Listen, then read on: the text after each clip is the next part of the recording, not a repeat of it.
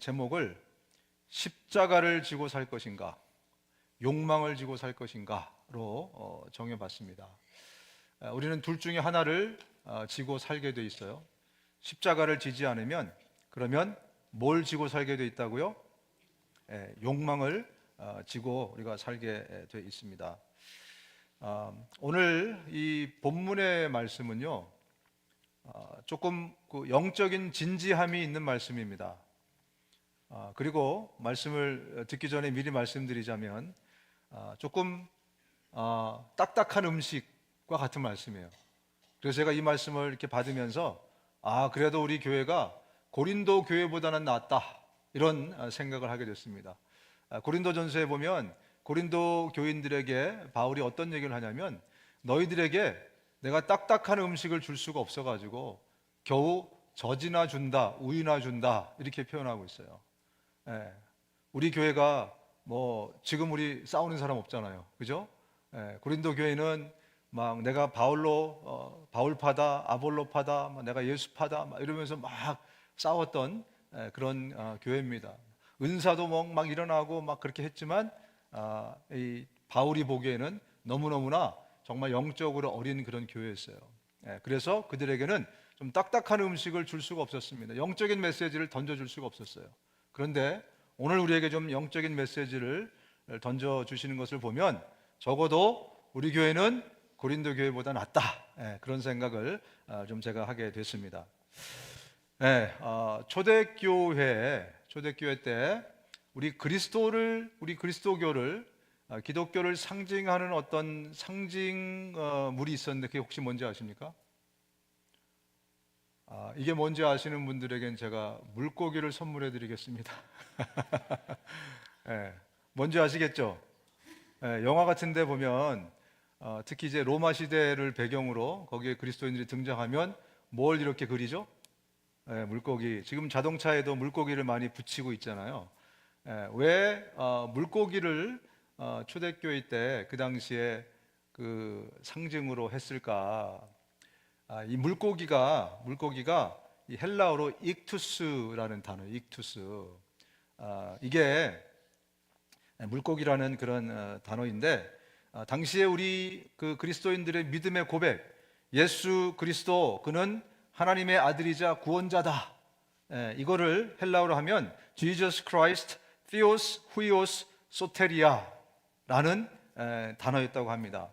그런데 이 각기의 단어의 앞자를 다 합치면, 예를 들면 지저스의 지자, 크라이스트의 크자, 그 다음에 theos 하나님의 띠자, 이거를 다 합쳐서 모으면 익투스가 된다고 그래요. 그래서 앞자가 이 물고기라는 단어와 그게 굉장히 비슷했기 때문에 우리 당시에 정말 핍박받던 그런 시대였습니다. 예수를 믿는다면 당장 원형 경기장으로 끌려가서 사자의 밥이 됐어요.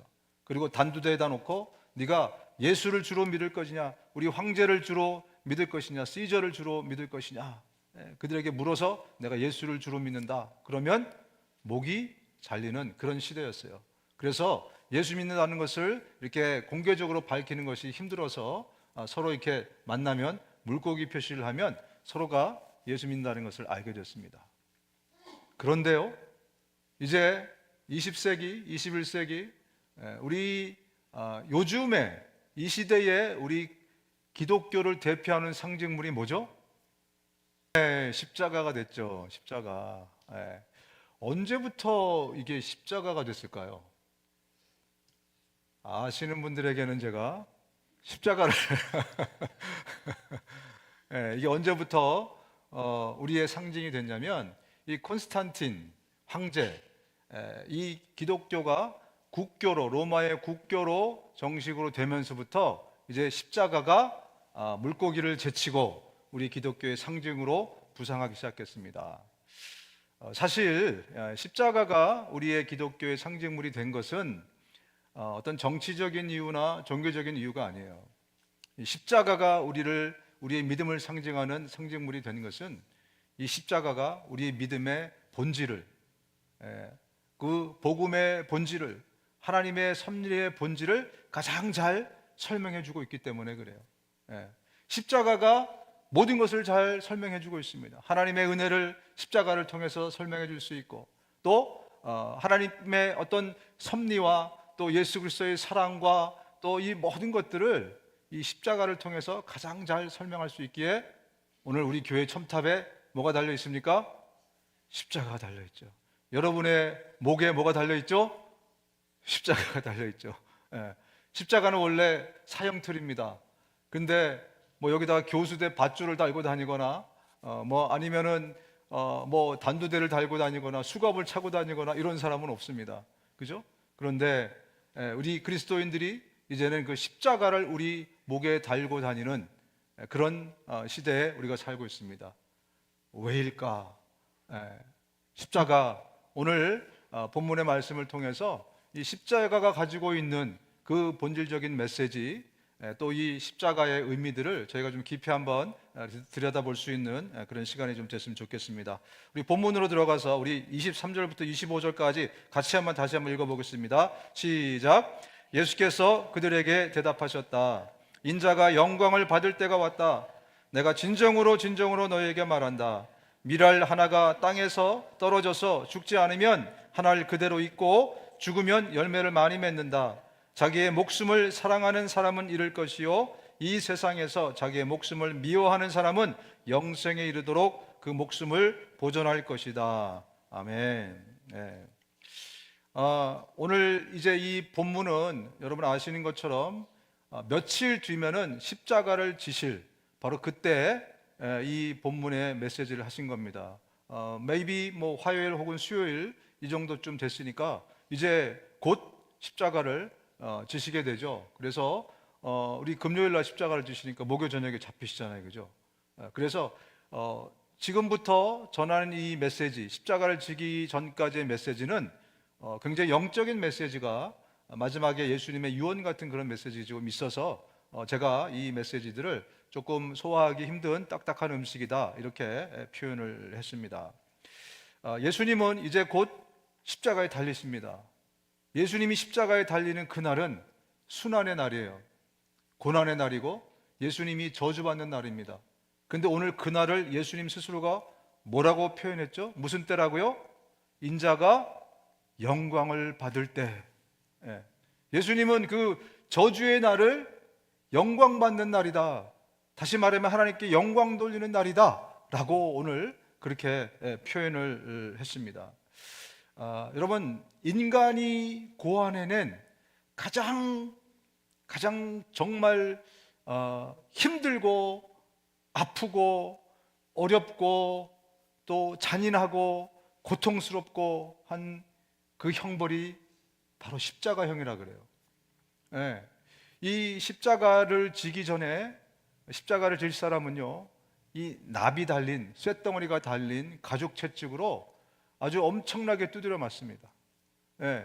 그리고 몽둥이 찜질을 정말 사정없이 해서 그때 죽는 사람도 아마 많았을 거예요. 굉장한 매가 등에 온 몸에, 그래서 이미 십자가 달리기 전에 피가 물이 완전히 정말 이렇게 흥건하게 젖어 있는 그런 상태입니다. 문제는요, 옷을 입은 상태가 아니에요. 예수님의 십자가를 보면 예수님의 그 밑에 부분이 원래 가려 있잖아요, 그죠? 근데 사실은 십자가를 지는 사람은 완전히 totally naked, 아무것도 입을 수가 없어요. 그래서 엄청난 고통과 함께 온 수치를 당하는 것이 십자가형이에요. 그리고 자기가 질 그 나무 토막을 십자가를 지고 그리고 골고다 언덕으로 십자가 형틀이 있는 그곳으로 달릴 그곳으로 자기가 지고 올라가야 돼요. 이미 완전히 그냥 탈진 상태에서 그 무거운 십자가를 지고 그가 올라갑니다. 그가 올라갈 때는 당시에는요 구경거리가 없는 그런 시절이잖아요, 그죠? 근데 그 동네에 지금 십자가형이 있다 그러면 온 동네 사람들이 다 모여서 이 도열을 합니다. 우리 비아돌로로사라는 길이잖아요, 그죠? 그 길에 무수한 사람들이 도열을 해서 이 십자가를 진 사람이 올라갈 때 그냥 가만히 내버려 두지 않아요. 침뱉습니다. 욕합니다. 막 저주를 퍼붓습니다. 완전히 빨개 벗고 지친 상태에서 십자가를 들고 저주를 받으면서 그러면서 그 길을 올라갑니다. 그러면 그 나무 토막에다가 팔을 벌리고 여기 손목과 양 손목과 발목을 함께 이렇게 모아서 발목에다가 대못질을 하게 되죠. 그러면 아주 피가 철철 흘러내리겠죠, 그죠? 그러면 가시에 우리가 찔려도 얼마나 아픕니까? 근데 대못으로 여기에 박히죠. 그 다음에 그 나무를 높이 들어서 언덕에 세웁니다. 많은 사람들이 그것을 바로 볼 수 있도록. 그런데 정작 가장 큰 고통은 이 찔린 것 때문에, 못 박힌 것 때문에 아픈 게 아니래요. 십자가의 고통은요, 숨을 쉬는 것 자체가 고통이고 아픔이라고 합니다. 몸이 밑으로 축 처져 있기 때문에 숨을 쉬려면 몸을 올려야 되는데, 그럴 때마다, 그래서 숨을 들이쉴 때마다 엄청난 고통이 온 몸에, 그래서 빠르면 이틀, 아니면 더 늦게까지 일주일 동안 달리는 사람도 있대요. 그러니까 죽을 때까지 그냥 내버려 두는 거예요. 그리고 죽어서도 사람이 치우지 않고 까마귀가 그 시체를 뜯어먹도록 내버려 두는 끝까지 저주의 형틀, 그게 바로 십자가입니다. 누가 만약 저한테 너 목이 잘릴래? 너 십자가형을 할래? 그럼 저는 단번에 목 잘리겠다고 얘기할 거예요. 십자가는 그냥 죽는 게 아닙니다. 엄청난 고통 가운데 죽는 저주의 틀, 그리고 그날은 저주의 날입니다. 그런데 예수님은 그날을 영광의 날, 내가 영광 받는 날이다 라고 주님은 오늘 본문에 표현을 하고 계세요. 왜 그렇게 표현하셨을까? 왜냐하면 이 두꺼운 구약의 이 성경 말씀이 있지 않습니까? 여기에 나온 모든 예언, 여기에 나온 모든 상징, 어떤 그림자, 사건, 이 모든 것이 바로 그날에 이루어지는 날이기 때문에 그래요. 모든 예언자들이 예언하고 기다렸던 그 날이 바로 예수님이 십자가에 지는 그날에 모든 예언이 이루어졌습니다. 예수님이 이 땅에 우리 같은 육체를 입고 오셔서 우리의 모든 죄를 다 도말해 주시고 대속해 주시는 그날이 바로 십자가에 달리는 날이기 때문에 예수님은 그날은 영광된 날이라고 얘기하신 거예요. 하나님께서 우리를 사랑한다고 하시는데, 예수님 우리를 사랑한다고 하시는데 말뿐이면 이게 무슨 소용이 있겠습니까? 그런데 직접 자신의 몸으로, 목숨으로 고통받으면서 나 대신에 침뱉음을 당하시고 수치를 당하고 고통받음으로 나 대신에 하나님의 사랑을, 예수님의 사랑을 직접 증명해 주신 바로 그날이 바로 예수님이 십자가에 달린 날이기 때문에 그래요. 이것뿐만이 아닙니다. 예수 그리스도가 그날을 정말 영광된 날이라고 이야기한 것은 저와 여러분들이 앞으로 어떻게 살아야 하는지를 몸소 보여준 날이기 때문에 그래요. 무슨 날이라고요? 우리 그리스도인들의 운명, 우리 그리스도인들은 앞으로 어떻게 살아야 하는지를 그 십자가 사건을 통해서 보여준 날, 그날이기 때문에 우리 예수님이 영광받는 날, 하나님이 영광받으시는 날이라고 표현을 한 겁니다. 여러분, 우리가 알고 있지만 하나님은 저와 여러분들을 만들 때 하나님의 사랑의 대상으로 만드셨어요. 우리 강아지들을 이뻐하는 것을 보면 우리가 진짜 하나님 닮았구나라는 것을 볼 수 있어요. 그 강아지 새끼라고 해야죠. 이거 욕이 아닙니다. 강아지 새끼가 뭘 나한테 해주는 게 있다고 그냥 그렇게 정성으로 씻기고 먹이고 입히고 옷까지 사주고 뭐 발톱까지 정리해주고, 그냥 아프면은 그냥 아프다고 그냥 그러고 막 이쁘다고 그러고, 그냥 집에 와가지고 남편 찾기보다 먼저 강아지 찾고 그죠? 얼마나 정말 그렇습니까? 강아지가 해준 게 뭐 있다고?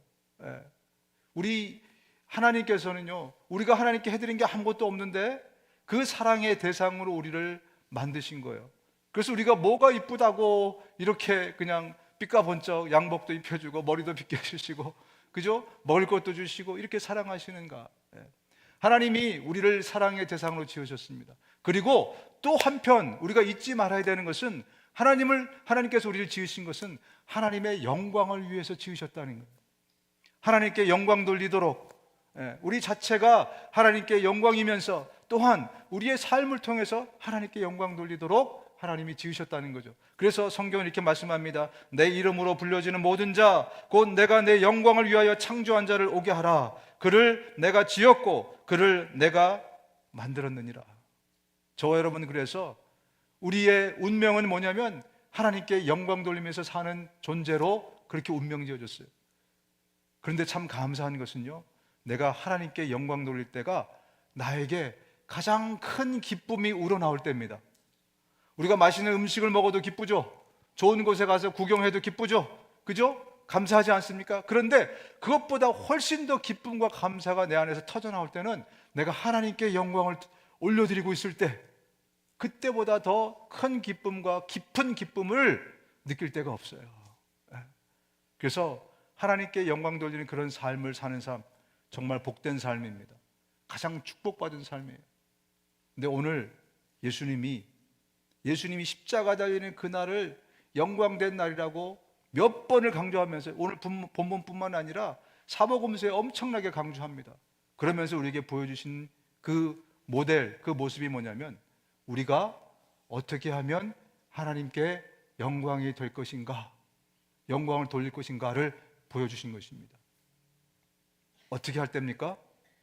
우리도 예수님을 따라서 십자가를 지고 십자가의 제물이 될 때, 바로 이때가 우리 하나님이 가장 크게 영광 받으시는 그날이라는 것을 예수님이 우리에게 보여주셨어요. 딱딱한 음식입니다. 아까까지 좋았는데 그죠?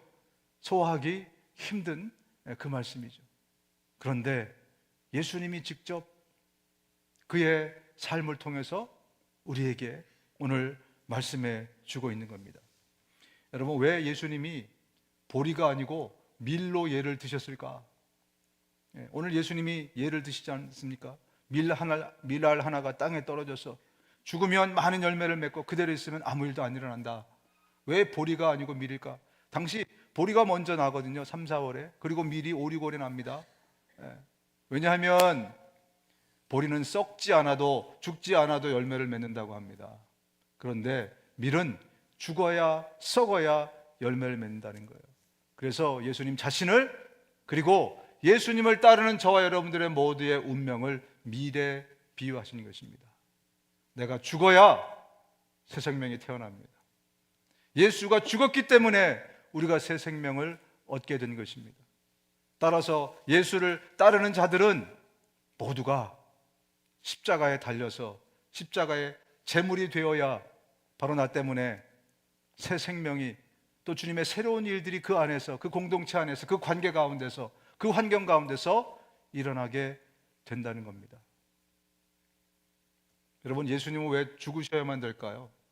밀은 왜 썩어야만 될까요? 죄 때문입니다. 같이 한번 읽어보겠습니다. 로마서 5장 12절입니다. 시작. 한 사람을 통해 죄가 이 세상에 들어왔고 죄를 통해 죽음이 온 것처럼 모든 사람이 죄를 지었기 때문에 온 인류에게 죽음이 퍼지게 되었습니다. 죄 때문에 이 죄를 감당하려면, 없애려면 죽음이 필요하다라고 그렇게 말씀하고 있습니다. 그런데 말입니다. 이 죄를 없애는 유일한 방법을 성경은 딱 한 구절로 이야기하고 있어요. 아까 우리가 하가한 말씀입니다. 다시 한번 하가하겠습니다. 히브리서 9장 22절 시작. 피 흘림이 없이는 죄를 해결할 수 있는 유일한 방법을 이렇게 얘기하고 있는 겁니다. 그래서 예수님이 직접 십자가에 못 박혀서 피를 흘려 주신 것입니다. 그래서 우리에게 죄 사함을 주신 것이죠. 그리고 우리에게 딱딱한 음식이지만 말씀하시면서 나를 따르는, 예수를 따르는 우리 모두도 십자가를 지고 나를 따라오라, 그리고 십자가의 제물이 되어야 된다라고 말씀하고 있습니다. 여러분, 이 말씀을 누구에게 한 말씀인지 한번 기억해 보십시오. 내가 너에게 임신하는 고통을 크게 더할 것이니 너는 고통을 겪으며 자식을 낳을 것이다. 누구에게 한 말씀입니까? 아시면 제가 자식을 드릴 수는 없고 누구에게 하신 말씀이죠? 하와에게 하신 말씀입니다. 이제 인류는 새 생명을 낳을 때 반드시 고통이 따른다는 겁니다. 그 고통은 무엇을 상징합니까? 죽음을 상징합니다. 그렇습니다. 우리 어머니들이 자식을 낳을 때 이것은 내 목숨을 담보하는 거예요. 내 생명을 내가 죽어서 새 생명을 얻는 것입니다. 성경에도 보면은요, 많은 사람들이 새 생명을 낳다가 죽었어요. 엘리 제사장의 며느리죠. 그죠? 이가봇을 낳을 때 죽었어요. 또 벤자민을 낳을 때 또 라헬이 죽었어요. 그죠? 지금은 의술이 너무 발달해서 죽는 경우가 없지만 새 생명을 낳는 바로 그것이 어미의 목숨을 담보하는 거예요. 이 목숨을 주고 새 생명을 얻는 것, 바로 이것입니다. 여러분, 영적으로도 마찬가지입니다. 육신적으로만 그렇게 된 것이 아니고 죄가 이 땅에 들어온 이후부터는요, 영적으로도 마찬가지예요. 우리 한국 땅에 지금 복음이 들어와서 우리가 수많은 그야말로 하늘의 미랄이 썩어져서 수많은 영혼들이, 지금 저와 여러분들이 이 자리에 앉아 있는 것도요, 먼저 한 사람의 피 흘림이 있었기 때문에 그래요. 그래서 모든 선교지는요, 피 흘림의 역사다 이렇게 부릅니다. 어떤 선교지든지 간에 피 흘림이 없이 거기에 복음이 들어가고 영생이 거기서 일어나는 일은 없었어요. 우리 한국의 최초의 순교자 혹시 누군지 아십니까? 아시면 제가 순교할 권한을 드리겠습니다. 할렐루야. 너무 좋아하시는데. 할렐루야. 누구냐면 로버트 저메인 토마스입니다. 로버트 저메인 토마스. 이름을 좀 기억했으면 좋겠어요. 왜냐하면 우리 민족을 구원하기 위해서 최초로 우리 대동강에 발을 닿고, 이분이 원래 영국 분인데요, 미국 배를 타고 1866년에 제너럴 셜먼호를 타고 대동강에 내려서 성경을, 한문으로 된 성경을 가지고 와서 복음을 전하기 위해서 대동강에 내렸습니다. 그런데 내리자마자 박춘권이라는 사람, 당시 아마 그 사람이 포졸 중에 하나였던 것 같아요. 그 사람의 칼에 맞아서 죽으면서 이 한문으로 번역된 성경을 그에게 전해주고 그리고 바로 죽었다 그래요. 근데 이 박춘권이 그 성경책을 들고 가서 자기는 이제 할 일을 그냥 다 했을 뿐이잖아요, 그죠? 죽이라고 했으니까 상관이. 그런데 그 성경책을 갖고 가서 자기가 집에 가서 그 성경책을 보다가 회심을 하게 된 겁니다. 그래서 이 사람을 통해서 이제 복음이 전파되기 시작했어요. 여러분, 이 로버트 토마스뿐만이 아니라 우리가 잘 아는 짐 엘리엇이라는 사람들 있잖아요. 짐 엘리엇 기억하시죠? 그죠? 영원한 것을 위해서 잠시뿐인 것을 내가 내려놓아도 아깝지 않습니다. 그런 말을 했던 짐 엘리엇. 20몇 살밖에 안 된 짐 엘리엇과 나머지 네 친구가 저 에콰도르의 아우카족을 위해서 그들이 가지 않습니까? 그리고 그 해변에 그들도 내리자마자 아우카족이 쏜 화살에 맞아서 다 전멸하고 죽어버리고 맙니다. 그랬더니 당시에 뉴욕타임즈에서 그렇게 얘기하죠. What a waste life. 얼마나 진짜 쓸모없는 그런 죽음인가 인생인가. 그런데 어떤 일이 벌어졌습니까? 그의 짐 엘리엇의 와이프 엘리자베스, 그 엘리자베스가 남편을 대신해서 그 땅에 가서 복음을 전하기 시작합니다. 여자였기 때문에 안 죽였다 그래요. 그런데 어떤 일이 벌어지냐면 추장의 아들이 예수를 믿게 되고 추장의 아들이 목사가 되고요, 이 아우카족의 전체가 변하는 놀라운 일이, 한 알의 미랄이 썩어져서 많은 열매를 맺는 놀라운 일이 벌어졌어요. 여러분, 영적으로도 마찬가지입니다. 이제 죄가 들어온 이후부터요, 이제는 새 생명을 낳기 위해서는 거기에 죽음이 필요해요. 거기에 피 흘림이 필요한데 예수님이 먼저 그것을 보여주시고 그리고 나를 따르는 너희 모두를 향해서 말씀하시기를 너희들도 십자가를 지고 나를 따르라, 십자가를 지고 나를 따르라 라고 말씀하고 있지 않습니까? 바울이 이 갈라디아 교회에게 변심을 해버린 갈라디아 교회, 얼마나 열심히 복음을 가르쳤는데 변심을 해버렸어요. 그래서 이 어리석은 갈라디아 사람들아 하면서 갈라디아서를 쓰게 된 겁니다. 그러면서 갈라디아서에 이렇게 말씀합니다. 나의 사랑하는 자녀 여러분, 여러분 속에 그리스도의 모습이 형성될 때까지 나는 다시 여러분을 위해 해산하는 고통을 낳습니다. 내가 십자가를 지고 너를 위해서 다시 죽는 그 고통을 다시 내가 겪고 있다. 왜? 그들을 영적으로 다시 살려내기 위해서. 예, 그렇습니다. 누군가가 십자가를 져야, 그래야 거기서 새 생명이 태어난다는 것입니다. 나를 섬기려고 하는 사람은 누구든지 나를 따라오너라. 본문의 말씀입니다. 내가 있는 곳에는 나를 섬기는 사람도 나와 함께 있을 것이다. 누구든지 나를 섬기면 아버지께서 그를 높여주실 것이다. 예수님 우리 모두를 자기가 가시는 그 길로 따라오라고 말씀합니다. 그리고 종국에는 그를 높여주겠다고 주님이 약속하셨습니다. 예, 여러분, 십자가를 지는 것은 우리 모든 그리스도인들의 운명입니다. 아멘. 데스티니입니다. 그것이 거기가 우리의 종착점이고요, 우리 모든 그리스도인들이 반드시 따라가야 될 그런 길이라는 것입니다. 예. 12사도들, 그들이 하나같이 예수님의 길을 따라갔습니다. 하나같이 정말로 예수님처럼 순교했어요. 베드로는 나 같은 죄인이 예수님처럼 똑바로 십자가에 달릴 수 없다 그래서 거꾸로 십자가에 달려서 죽은 것으로 전해지고 있습니다. 하나같이 모든 예수님을 따랐던 예수님의 제자들이 예수님처럼 십자가를 졌습니다. 바울과 그의 제자들, 디모데와 모든 제자들, 하나같이 그들이 십자가를 지고 십자가의 제물이 되었습니다. 우리 초대교회의 수많은 우리의 믿음의 선배들이 그렇게 했기 때문에 오늘 저와 여러분들이 이 자리에 앉아 있는 겁니다. Who's next? 그렇다면 그 다음은 누굴까요?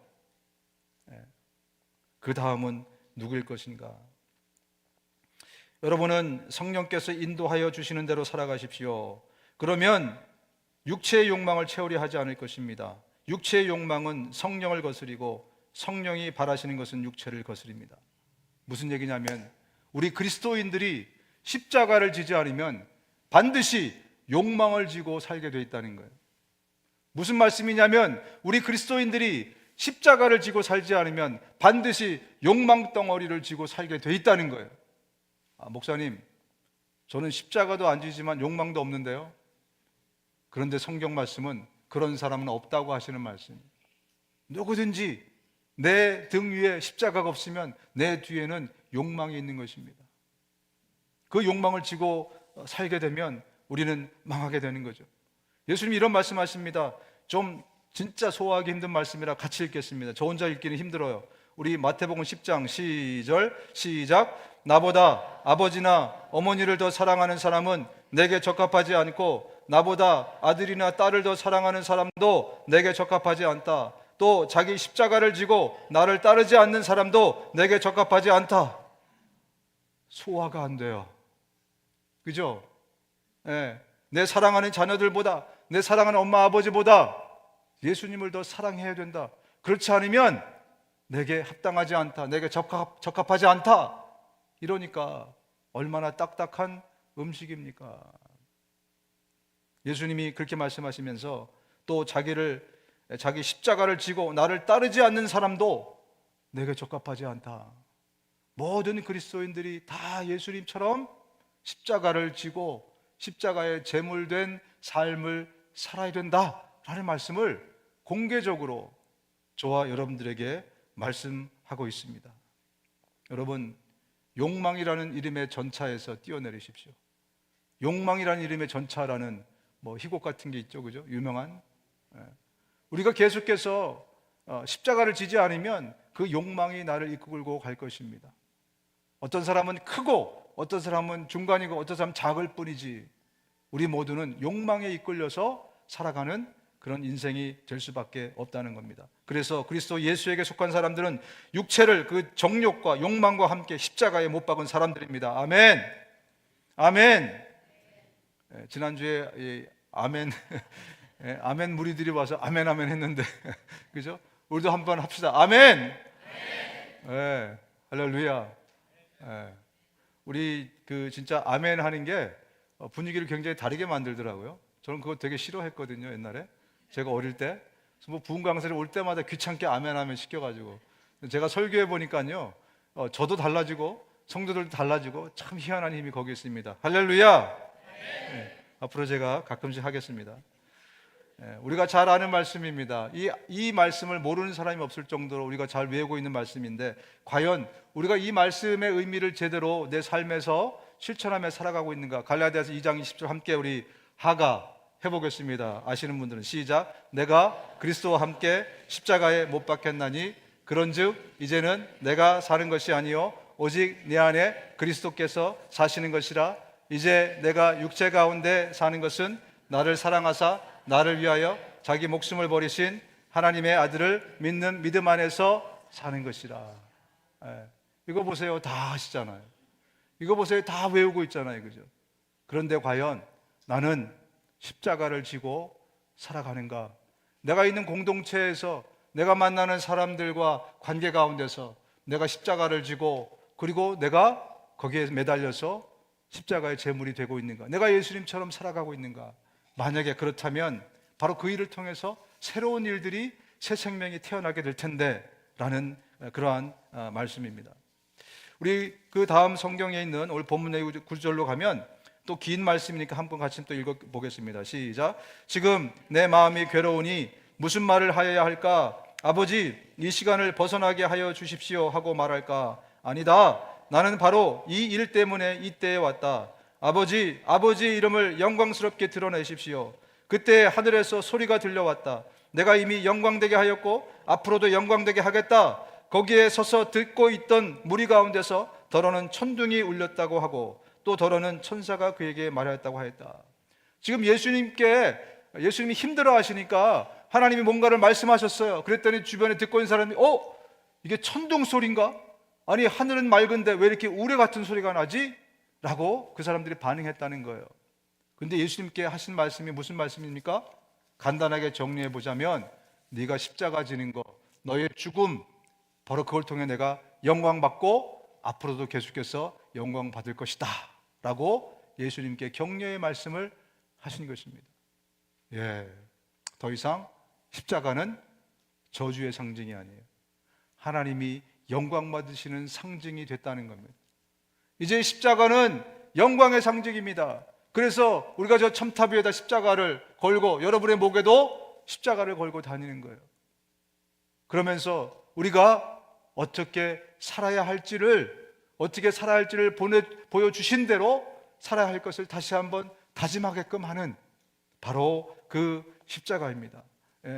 여러분, 죽음의 상징, 저주의 상징이었던 것이 예수 그리스도가 거기에 달리면서부터 그 십자가에서 죽으심을 시작으로 해서 이 십자가의 가치와 의미가 180도 바뀐 것입니다. 180도 바뀐 거예요. 더 이상 저주의 상징이 아닙니다. 축복의 상징임을 믿으시기를 바랍니다. 능력의 상징임을 믿으시기 바랍니다. 은혜의 상징임을 믿으시기 바랍니다. 소망의 상징임을 믿으시기 바랍니다. 여러분, 십자가를 바라보십시오. 십자가를 바라보면 그러면 거기에서 새 힘이 솟아오르게 되어 있습니다. 십자가에 달리신 예수, 그분이 흘리신 그 피, 그것을 우리에게 묵상하라고 말씀하는 겁니다. 십자가의 말씀이 멸망당할 자들에게는 어리석은 것이지만 구원을 받는 사람인 우리에게는 하나님의 능력입니다. 그래서 우리가 그 다음부터 예수님 말씀하시지 않습니까? 이제부터는 너희가 내 이름으로 무엇을 구하든지 그것을 얻게 될 것이다. 십자가를 달리신 이후에 우리에게 주어진 놀라운 축복입니다. 이제는 예수의 이름으로 우리가 무엇인지 구할 수 있어요.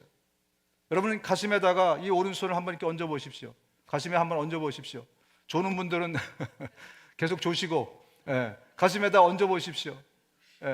우리가 이제는 십자가의 능력과 십자가가 이루신 그 놀라운 은혜를 사용하라고 주님 우리에게 말씀하셨잖아요. 그죠? 내가 예수 이름으로 명하노니, 시작. 내가 예수 이름 명하노니 모든 우울함은 떠나갈지어다. 지난 주간에 비가 오니까 우리 자매들이 얼마나 우울하게 그 시간들을 또 우리 어르신들이 또 보내는지 몰라요. 여러분, 앞으로요 이 십자가의 은혜와 능력을 여러분 사용하시기 바랍니다. 다시 한번 합시다. 내가 예수 이름으로 명하노니 모든 어두움은 물러갈지어다. 모든 두려움은 물러갈지어다.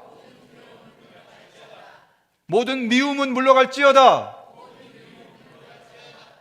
예.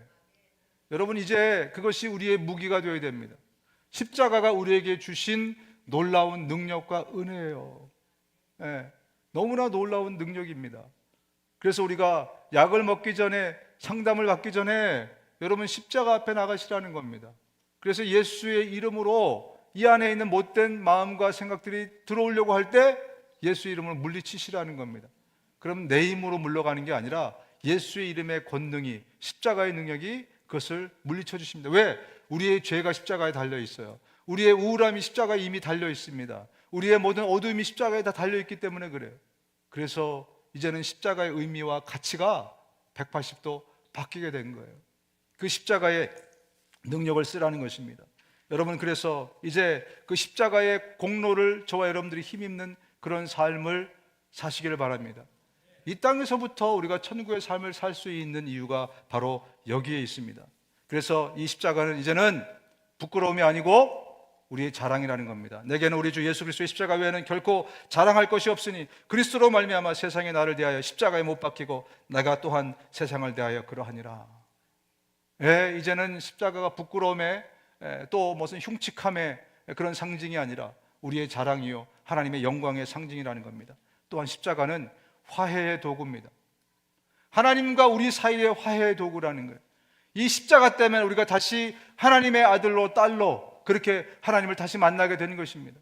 이 십자가는 하나님과 우리뿐만이 아니라 우리 성도들 간에도 이제는 화해의 도구가 됐다는 거예요. 내가 십자가 지고 깨어진 관계로 들어가잖아요. 무슨 일이 일어날까요? 그 관계 가운데 새싹이 일어나게 되어 있습니다. 정말 지긋지긋한 원수. 원수는 누굽니까? 나한테 피해 입힌 사람이에요. 그죠? 나 기분 나쁘게 했던 사람이에요. 나를 저주했던 사람입니다. 예? 나를 엄청나게 어렵게 했던 사람이 원수이지 않습니까? 그런데 내가 십자가를 지고 제물이 돼서 그 원수에게 다가갈 때 놀라운 일이 벌어진다는 거예요. 놀라운 일이.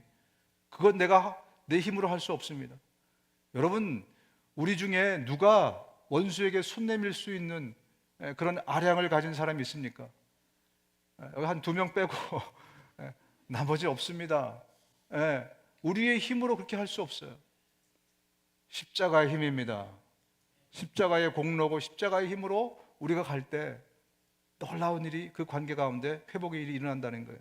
그분의 십자가의 피로 평화를 이루셔서 그분으로 말미암아 만물을 곧 땅에 있는 것들이나 하늘에 있는 것들이나 다 자기와 기꺼이 화해시키셨습니다.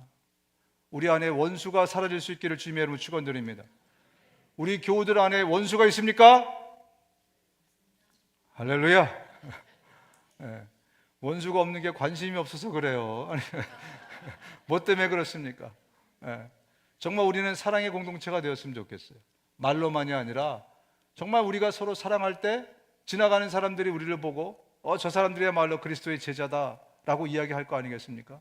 여러분, 사랑의 시작은 서로에 대한 관심부터 시작이 돼요. 너무 관심 나한테 쏟지 마세요.